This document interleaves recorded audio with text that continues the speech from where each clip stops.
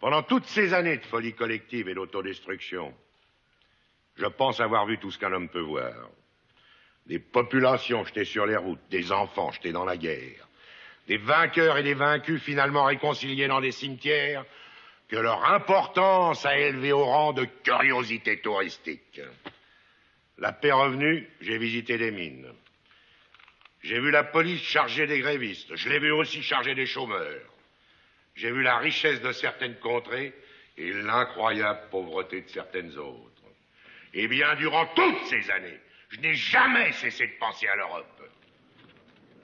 Monsieur Chalamont, lui, a passé une partie de sa vie dans une banque, à y penser aussi. Nous ne parlons forcément pas de la même Europe. Nous pensons d'abord à la France. Mais vous n'avez pas le monopole de l'Europe, nous y pensons aussi. Tout le monde parle de l'Europe. Mais c'est sur la manière de faire cette Europe que l'on ne s'entend plus. C'est sur les principes essentiels que l'on s'oppose. Pourquoi croyez-vous, messieurs, que l'on demande au gouvernement de retirer son projet d'union douanière? Parce qu'il constitue une atteinte à la souveraineté nationale? Non, pas du tout. Simplement parce qu'un autre projet est prêt. C'est faux! Un projet qui vous sera présenté par le prochain gouvernement. Monsieur le Président, je vous demande la permission de vous interrompre. Ah non! Et ce projet, je peux d'avance vous en dénoncer le principe.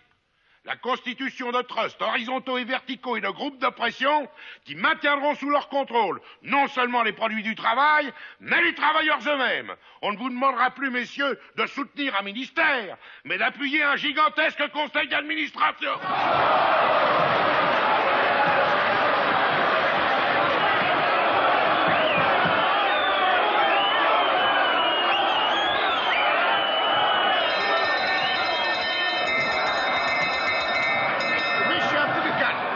Est à monsieur le président du Conseil. Si cette Assemblée avait conscience de son rôle, elle repousserait cette Europe des maîtres de forge et des compagnies pétrolières. Cette Europe qui a l'étrange particularité de vouloir se situer au-delà des mers, c'est-à-dire partout, sauf en Europe. Car je les connais, moi, ces Européens à tête d'explorateurs. La France de 89 avait une mission civilisatrice à remplir. Et quelques profits à en tirer. Il y avait des places à prendre. Le devoir de la France était de les occuper pour y trouver de nouveaux débouchés pour son industrie, un champ d'expérience pour ses armes. Et une école d'énergie pour ses soldats, je connais la formule. Eh bien, personnellement, je trouve cette mission sujette à caution et le profit dérisoire.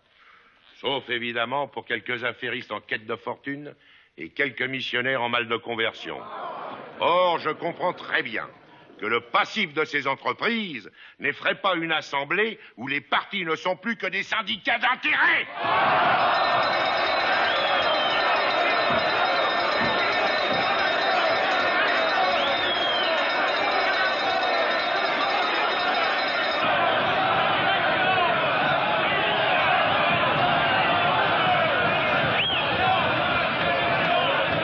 Mais le coup, c'est un suicide. Non, mais c'est un adieu.